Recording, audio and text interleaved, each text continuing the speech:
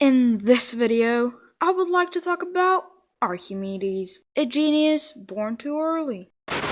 Archimedes is a great ancient Greek scientist, physicist, and inventor. He is also the founder of hydrostatics and theoretical mechanics. Not only individual people have gone nowhere, but also entire countries. The sciences which Archimedes studied have stepped far forward, but his works still remain in demand. Archimedes was one of the greatest scientists of antiquity. He is considered to be a mathematician, but in that era, there were no modern divisions of scientific knowledge into separate departments. Most ancient scientists were engaged in a variety of sciences, but Archimedes, even among them, was an exceptional figure. The achievement of this person can at least be judged by the number of articles in modern encyclopedias. Axiom of Archimedes, Archimedes' law, Archimedean spiral, Archimedean screw, Archimedean body, and Archimedean force. Also, much more remains outside of these definitions. His research activities touched not only mathematics, but also physics, mechanics, and astronomy. He invented products that were used in various spheres of human activity, from agricultural to military affairs. Contemporaries did not know how far Archimedes was ahead of his time.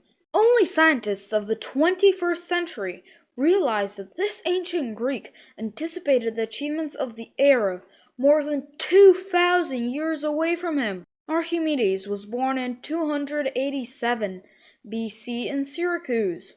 The relatives of the future scientists were Hiram, who later became the ruler of the Syracuse, Hiram II. Father from Archimedes, Phidias, an outstanding astronomer and mathematician, was at the service of Hiram II. For this reason, the boy got decent education. Realizing that he lacked theoretical knowledge, the young man soon went to study in Alexandria, where the brightest minds of antiquity worked at that time. Archimedes spent most of his time in the Alexandrian library. There he studied the works of Democritus and Eudoxus. Alexandria was a city of scientists at that time. Though Alexander the Great founded several cities called Alexandria, but the city at the Nile Delta was the first and the largest one of them. Alexandria was an oasis of Greek culture. Egyptians who wore natural clothes and didn't speak Greek were simply not let in. The main attraction of the city was the Muse Temple, which housed the MUSEION, or the museum.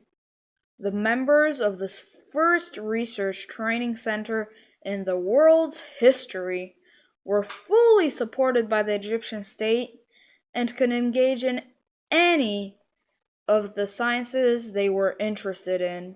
They had at their disposal the world's largest library that counted more than 700,000 volumes, a botanical garden, and a zoo. On the neighboring island of Pharos, there was one of the 7 wonders of the world, a lighthouse 100 meters high.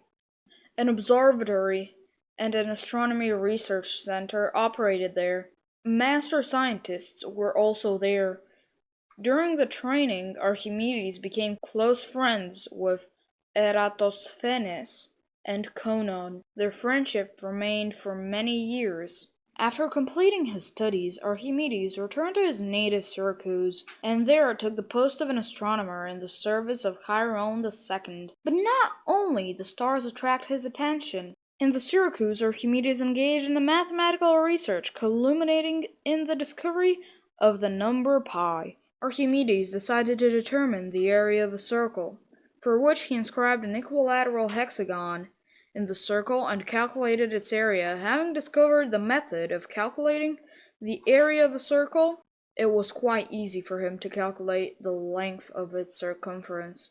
If you cut the circle in very narrow segments and place them one next to another, you get a shape that resembles a rectangle. Using the formula he just discovered to calculate the area of a circle, Archimedes was able to calculate the length of its circumference. He got the formula: circumference is equal to 3.14 times the diameter. Studying the short biography of Archimedes, you should know that he also paid attention to geometric optics. He carried out several interesting experiments on the refraction of light. The theorem has survived to this day. It proves that against the background of a reflection of a ray of light from a mirror surface, that the angle of incidence is equal to the angle of reflection. Archimedes actively developed the idea of using the lever. In the Syracuse port, he managed to create a whole system of leather block mechanisms that accelerate the process of transporting heavy and oversized cargo. Once Archimedes exclaimed, "Give me a florcum, and I will move the earth." In the eyes of his contemporaries, the outstanding scientist was practically a demigod. With the help of an Archimedean screw, or auger, it became possible to extract water from low-lying reservoirs. Thanks to this, the irrigation canals began to receive moisture without interruption. Once Archimedes was invited by Cyrene II. The king had just ordered a new crown from the jeweler, and handed the jeweler the required amount of gold bars. At that time, there were rumors that jewelers were melting ingots, adding a little bit of silver melt, therefore stolen using gold. Therefore the king asked Archimedes to determine whether his crown contained silver without bringing it any harm. Plutarch, historian of the 1st century AD, once said that Archimedes, during his deep thoughts, possessed by the spirit, very similar to the siren of Odyssey of Homer, makes you forget about everything. He forgot about food and body care, so he had to be forcibly brought into a public bath. But even there, Archimedes seemed to draw geometric figures on the ash of the hearth, and when his body was rubbed by oils, he drew with his fingers on it. He seemed to be in the same state while solving the problem set by the king. The idea dawned on him when having to go to a bath. He jumped into the bath and saw how his body displaced water from it. "Evrika!" he exclaimed, ran home as soon as possible, forgetting to even get dressed. This is how Archimedes' law was allegedly discovered, which makes it possible to determine the weight of a body immersed in a liquid. Archimedes immediately went to Cyrene II and asked for the gold bars of exactly the same weight as the crown. Then he filled 2 vessels to the brim with water and put the crown in one of them and the ingots in the other. Comparing the volumes of water displaced from both vessels, he saw that the volume of the crown was significantly greater than the volume of the gold bars. This is because the density of the silver is less than the density of gold.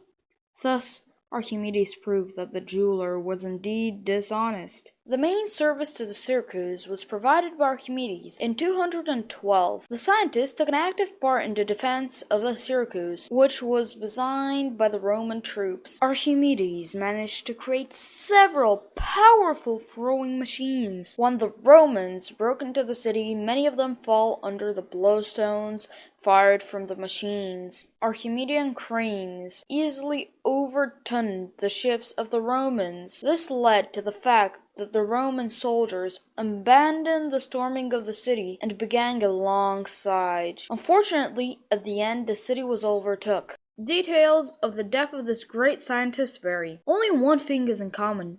Archimedes was killed by a certain Roman soldier. According to one version, the Roman did not wait for Archimedes to complete his drawing, and refusing to follow the consul, he stabbed him with a sword. Another version says that the scientist was killed on the way to Marcellus. The Roman soldiers seemed suspicious of the instruments for measuring the sun, which Archimedes carried in his hands.